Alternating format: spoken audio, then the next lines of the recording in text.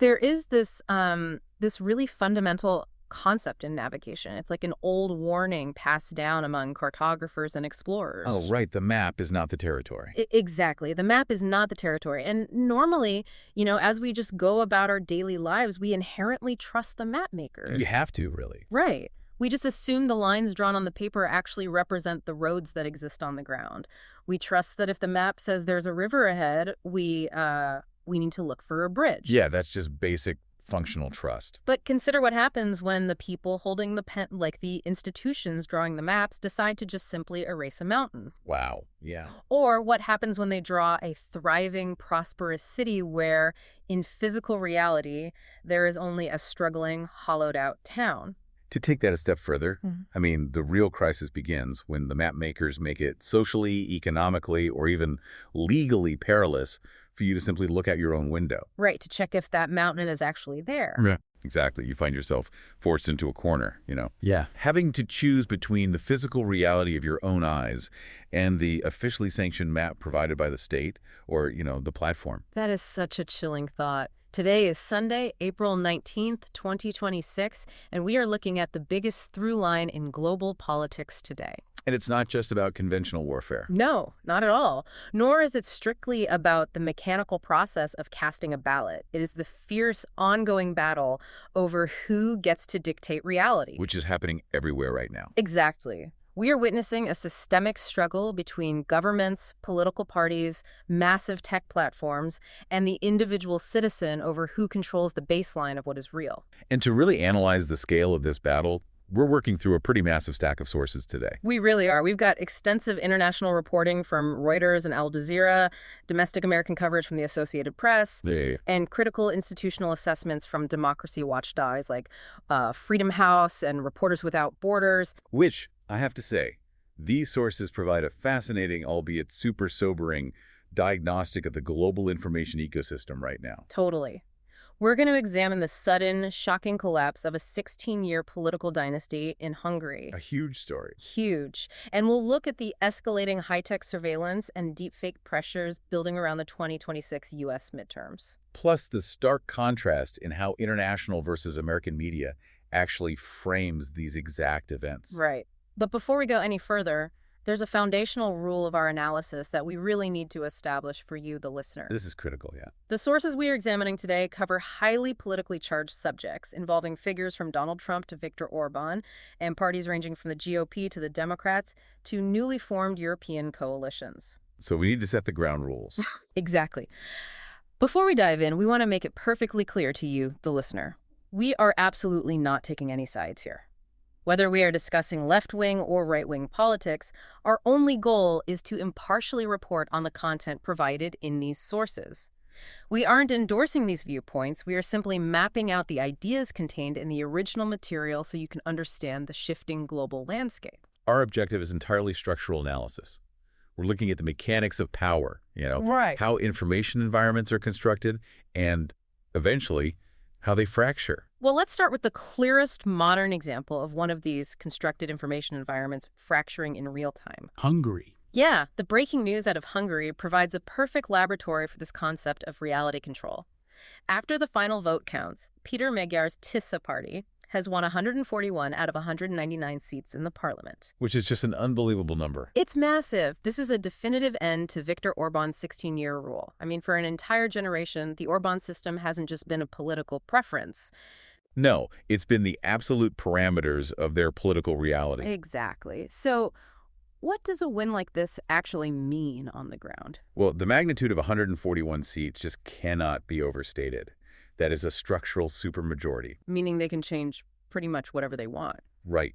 It gives the incoming coalition the power to completely rewrite the legal and constitutional frameworks that the previous government literally spent 16 years erecting. Wow. But what's truly revealing in the Reuters reporting is not just the vote tally. It's the immediate chaotic aftermath of this transition of power. Oh, the document destruction. Yes, Magyar is actively accusing elements of the outgoing system of destroying documents. That's wild. And simultaneously, we're seeing a public rebellion by journalists at Hungary's state news agency. They're suddenly demanding editorial independence, right? Exactly. Out of nowhere, they want independence. Yeah. The document destruction accusation is just fascinating when you view it through the lens of information control. I mean, if I'm looking at this structurally, a government that has maintained tight narrative control for 16 years projects total invincibility. Oh, absolutely. They own the broadcast towers. They shape the curriculum. They direct all the state advertising budgets to friendly outlets. Basically. So if you've controlled the story so comprehensively, why burn the script on the way out the door? It's a great question. To me, it suggests a profound fragility beneath the surface of that controlled narrative. Well, it exposes the mechanical difference between a manufactured narrative and physical reality. Say more about that. Over 16 years, an administration can pass laws that consolidate independent media into, central foundations. They can ensure that the evening news consistently frames the government's actions as a defense of national sovereignty. And frames the opposition as foreign agents, naturally. Right, always. But those broadcast narratives do not change the underlying bureaucratic reality. The documents Magyar is looking for likely hold the receipts. Ah, the actual hard data. Exactly. They contain the raw data regarding the handling of frozen EU funds, the allocation of state contracts, the actual inflation figures. So they're hiding the actual numbers. Yeah. The frantic destruction of physical records is the ultimate admission that the map they force the public to read does not, and never did, match the territory. If we think about what it actually feels like for a citizen living inside that system, it's like living in a house where the state has installed heavily tinted, distorted windows. Oh, that's a good way to put it. Right. For the first few years, you might notice the sky looks an unnatural shade of purple, and you might point it out. You say, hey, why is the sky purple? Yeah.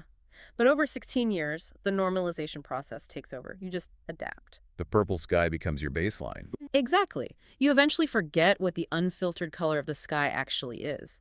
That is, until an election like this, one acts as a rock thrown through the glass. And when the window shatters, the fresh air rushes in, and the sudden exposure to unfiltered reality is entirely disorienting. And notice who is feeling that disorientation the most acutely right now, the state journalists. Yeah, the Reuters coverage, highlighting their public push for editorial independence, is a massive institutional signal. I mean, these are the very architects of the tinted windows. Exactly. They are the individuals whose daily labor involved manufacturing that purple sky. Okay, but why rebel now, though? Why not a year ago?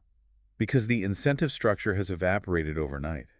When the regime that demands the cognitive dissonance loses its grip on power, the psychological toll of maintaining the illusion suddenly outweighs the benefits of compliance. So they're jumping ship. Pretty much. The journalists are attempting to preemptively align themselves with the new, unfiltered reality that Magyar's incoming media laws promise. Which just shows that even the people operating the machinery of reality control know it's a fiction. Oh, 100%. They've known all along. Now, this breaking point in Hungary is highly specific, but the architecture and control that led to it is not isolated at all. No, not by a long shot. The reports we're reviewing from Freedom House and Reporters Without Borders, RSF, are essentially flashing warning lights about this exact architecture being exported and refined globally. Right. They're documenting a systematic shrinking of space for independent journalism, which is driven by political pressure and state surveillance. But I want to really isolate the mechanics of why this matters. Like, why is a restricted media environment so lethal to a democracy?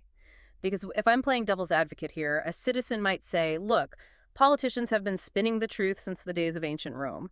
Spin is baked into the cake of governance. Sure, people say that all the time. But spin is entirely different from structural reality control. How so? Well, spin is an attempt to persuade a voter to look favorably upon a universally acknowledged set of facts. You acknowledge the unemployment rate is 5%, but you spin it by comparing it favorably to a previous decade. Like it was worse 10 years ago, kind of thing. Exactly. What Freedom House and RSF are monitoring is the elimination of the universally acknowledged facts. When a government or a captured media ecosystem gains the power to decide what is real, the citizen undergoes a fundamental transformation. They cease to be a voter. Yes, they cease to be a voter. That is a really stark assessment. I mean, if I'm a citizen in that environment and I still physically go to a ballot box, how am I not a voter? Because the concept of a voter relies on independent agency. A voter assesses the physical reality of their community, weighs various policy proposals, and makes a choice. Right. But if the state controls the parameters of reality, the person in the voting booth isn't making an independent choice. They're simply reacting to the stimuli the state has carefully curated. They just become a managed data point. Exactly. And the dangers of this are entirely practical. The sources illustrate that under these conditions, the public fundamentally misjudges the severity of international conflicts. Or they misjudge the real drivers of local inflation. Yeah, they fail to perceive municipal corruption, and they lose the ability to accurately gauge the erosion of their own civil rights. Let me push back on this reliance on independent journalism and institutional trust, though, because this is where the conversation gets uncomfortable. Okay, let's hear it. You're arguing that citizens need independent referees like the press or the courts to establish reality. But what if those referees have a track record of failure? Which they often do. Right. What if traditional media has historically gotten major geopolitical events wrong or displayed overt biases? If the referees are historically flawed, why shouldn't a frustrated public embrace alternative facts? Maybe the traditional institutions deserve the loss of trust they're experiencing. That is exactly the friction point where democratic decay accelerates. It is absolutely true that institutions make errors, sometimes catastrophic ones. Yeah, and traditional media definitely has blind spots. But the critical distinction is the mechanism for correction. In a system with independent, albeit flawed, institutions, there's a mechanism for investigative journalists or opposition figures to expose the error. The map can be updated. Exactly. The map can be updated. However, when a society abandons institutional trust entirely and embraces the idea that all reality is just a partisan construct, power becomes the only metric of truth. Wow. Power is truth. Right. The press freedom groups emphasize this when they analyze politicized anti-disinformation laws. When a government passes a law criminalizing fake news, they rarely use it to protect the public from falsehoods. They use it to codify the state's narrative into law. Exactly. So the mechanism of correction is completely severed. Precisely. If the state declares that inflation is 2%, but bread at the local market costs 3 times as much as it did last year, an independent journalist can report on the price of bread. But if the state has criminalized contradicting the official inflation rate under the guise of combating disinformation, reporting on the price of bread literally becomes a criminal act. And at that point, the election isn't about economic policy anymore. No, it becomes a referendum on whether truth itself is allowed to exist, independent of the state. You aren't voting on how to fix inflation. You are voting on whether you are legally permitted to acknowledge that inflation is happening. That transition from debating policy to fighting over the baseline of reality leads us directly to the situation in the United States. Right, because it's not just a European problem. No, we've been discussing Hungary's traditional state-centric model of media capture, but the sources make it very clear that the United States is currently navigating its own severe pressures on reality control, driven by entirely different mechanics. Yeah, we are shifting from the European model of traditional state capture to an American model characterized by high-tech surveillance and algorithmic distortion. History rarely repeats itself exactly, but it often rhymes. The fundamental goal shaping the parameters of what the public can perceive remains the exact same. But the American context requires us to look at the intersection of intelligence gathering and technological deregulation. The AP reporting on the desk right now details that Donald Trump recently signed a short-term extension of Section 702 surveillance authority through April 30th. Let's unpack the actual mechanics of Section 702. Yeah, because the phrase warrantless surveillance gets thrown around a lot, but we need to understand how it actually functions. Right. This is a provision of the Foreign Intelligence Surveillance Act. Its stated purpose is to target the communications of non-U.S. citizens located abroad. But the critical issue raised by critics, as noted in the coverage, is the incidental collection. And that is the mechanical vulnerability. When intelligence agencies monitor a foreign target, they inevitably sweep up the communications of any Americans interacting with that target. Just by accident, basically. Right. The controversy centers on the fact that once this massive trove of data is collected, domestic law enforcement agencies have historically been able to query this database using the identifiers of American citizens. Like their email addresses or phone numbers? Exactly. And they can do that without obtaining a traditional probable cause warrant. So we have an environment where the state's capability to monitor the private reality of the citizen is legally expansive.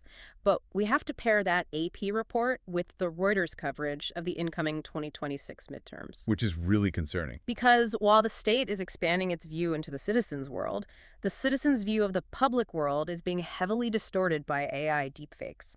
Reuters is explicitly warning about a midterm environment with very few federal guardrails and significantly weaker platform fact-checking than in previous cycles. To understand why fact-checking is weaker now, we really have to look at the structural shifts in Silicon Valley. Right, what's been happening there? Over the past few cycles, major tech platforms faced immense political blowback regarding their content moderation policies. Consequently, we've seen massive layoffs in trust and safety teams. Oh, wow. Yeah, and restrictions on API access that independent researchers previously used to track disinformation, and just a general platform retreat from the business of refereeing political speech. This contrast between the Hungarian tactic and the American tactic is just striking to me. If we compare them strictly based on the source mechanics, Hungary's historical pattern is all about subtraction. Right, taking things away. Yes. It involves capturing the news agencies, passing restrictive media laws, starving independent papers of ad revenue, and destroying physical documents. It is a monopoly on information. It's hiding the puzzle pieces so the citizen can never assemble the full picture. It relies completely on enforced scarcity. Right? But the modern American environment, characterized by the AI deepfakes Reuters is tracking, operates on the exact opposite principle. It's about addition. It is about flooding the zone. Exactly. AI technology doesn't hide the puzzle pieces. It dumps 10,000 hyper-realistic, perfectly generated fake puzzle pieces onto the table. Which is just as effective. Yeah, the true pieces of information are still in the pile somewhere. But the citizen becomes so overwhelmed, so cognitively exhausted trying to verify which audio clip of a candidate is real and which is a synthetic clone, that they eventually abandon the effort to build the picture at all. The psychological result is identical to the Hungarian model. The citizen yields their independent agency. And this dynamic raises a profound question about the durability of democratic accountability. Yeah, how does it survive? Exactly. How does a system maintain checks and balances when the state's intelligence gathering capabilities like the Section 702 database remain vast at the exact same moment that objective truth becomes exponentially harder for the average citizen to verify due to the proliferation of synthetic media? It operates like a vice. The citizen is squeezed between a government that can potentially see more of their private data and an information ecosystem that pollutes their public data. If you cannot trust the video you're watching, and the tech platforms have abdicated their role as a verifying filter, the citizen is left to navigate a hall of mirrors entirely alone. Which is terrifying. It is, and this directly raises the question of how we, the public, even learn about these structural shifts.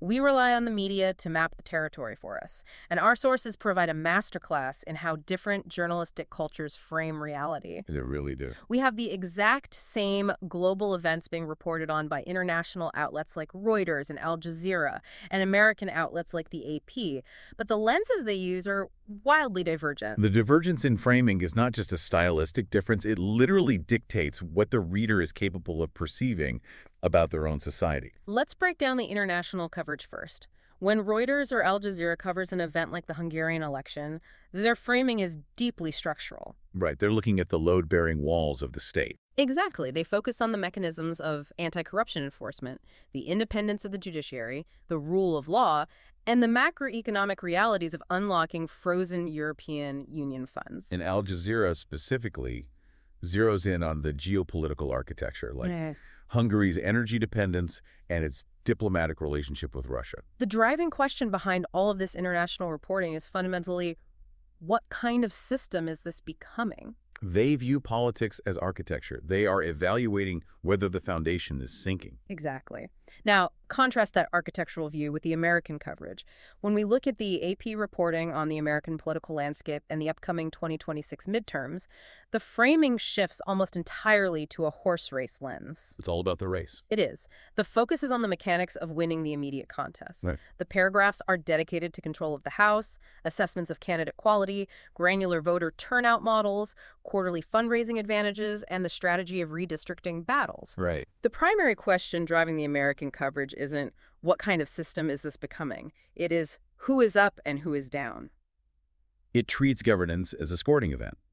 And while understanding the mechanics of a campaign as necessary data, relying exclusively on the horse race frame alters voter psychology in a very dangerous way. How so? Well, if the media conditions you to view politics strictly as a contest of strategy and fundraising, you become entirely blind to institutional decay. Let's apply the American horse race lens to the 16-year Orban regime. Okay. If a reader only consumed horse race coverage of Hungary for a decade and a half, they would conclude that Viktor Orban was simply a masterful retail politician with incredible message discipline and a knack for winning elections. They'd admire the tactical brilliance of the campaign while completely failing to realize that the state had systematically tilted the playing field at a 45-degree angle. Exactly. They wouldn't see the tinted windows being installed. They would only see who was winning the argument inside the house. Precisely. The structural frame asking how the system itself is changing is the only way a citizen can perceive the erosion of independent journalism or the politicization of state agencies. Different cultures inherently place different values on the role of the state versus the independence of the press, but the journalistic frame dictates whether the public can even have a debate about those values. I want the listener to consider this practically. Think about the last piece of political journalism you consumed. Where? Did the author explain how an institution's power was shifting? Did they analyze the mechanics of a new law and how it alters the balance of power? Right. Or did they primarily tell you who was winning the daily news cycle, which candidate made a gaffe, and who raised more money in the third quarter? If your information diet consists entirely of the horse race, your ability to detect reality control is severely compromised. This media literacy evaluation is just essential right now because the horse race narrative is completely dominating the current projections for the 2026 U.S. midterms. However, we have to recognize that the outcome of that horse race, the actual mechanical distribution of power, will dictate exactly how the final years of the executive branch function. Let's analyze the actual projections provided by our sources. We have forecasts from the AP and Reuters based on the current political environment. What is the structural reality of the upcoming midterms? The consensus across the reporting indicates that a divided government is the single most likely outcome of the 2026 elections. So let's break down the mechanics of the two chambers. Starting with the House of Representatives, what are the sources indicating? The reporting suggests a slight but tangible Democratic edge for the House. Reuters highlights that Democrats are well positioned based on current polling and momentum. And the AP coverage provides the structural context for why this is the case. Right. The Republican Party is defending a very narrow majority across a map defined by a surprisingly small number of highly competitive swing districts. Furthermore, the Democrats have gained significant momentum from recent victories in special elections, which boosts donor confidence and grassroots enthusiasm. However, both sources stress that ongoing redistricting litigation and final candidate selections introduce high volatility. And the Senate forecast. The Senate geography tells a totally different story. The forecast heavily favors a Republican edge, or at minimum, presents a structurally daunting map for Democrats to overcome. Why is that? This is primarily a function of the specific states holding elections in this cycle, many of which inherently favor the GOP. Additionally, the AP notes that Republican national committees have maintained significant fundraising advantages, which are critical for blanketing entire states with advertising. As opposed to the cheaper media markets of individual House districts. Exactly. So we have to look at the consequences of this specific outcome. If we see a divided government, a Democratic House, and a Republican Senate, what does that actually mean for the mechanics of governance in the final stretch of Trump's term? How does constrained power operate in a hyperpolarized environment? It fundamentally alters the toolkit available to the executive branch. If the opposing party controls the House, the administration's ability to pass sweeping, transformative legislation is effectively neutralized. Because the House controls the purse strings. Yes. The House controls the power of the purse and the power of subpoena. You will see an immediate pivot from lawmaking to relentless congressional oversight. The environment just becomes dominated by committee investigations, document requests, and executive privilege battles in the courts. Exactly. And when an administration is blocked legislatively, they must pivot their strategy. Governance transitions away from drafting bills and moves entirely toward issuing executive actions. Fighting injunctions in federal court. And most importantly, engaging in pure messaging warfare. This connects directly back to our core theme of narrative control. If the structural reality of a divided Congress prevents you from passing a law to change physical reality, your primary remaining lever of power is the executive megaphone. Right. You use the platform to change the public's perception of reality. You flood the zone with narrative. Now, the reporting does note that a unified government is not impossible. Right, if Republicans manage to hold both chambers. Yeah, that would provide a significantly longer runway to execute Trump's policy agenda without constant subpoena pressure. But the AP specifically reports on open anxiety within GOP ranks about the vulnerability of their House majority. And Reuters points to softness in certain key demographic groups. The volatility of the electorate is just really high. And a highly volatile electorate, navigating an environment of AI deepfakes and weakened platform guardrails, is incredibly vulnerable to manipulation. We've covered a massive amount of structural architecture today.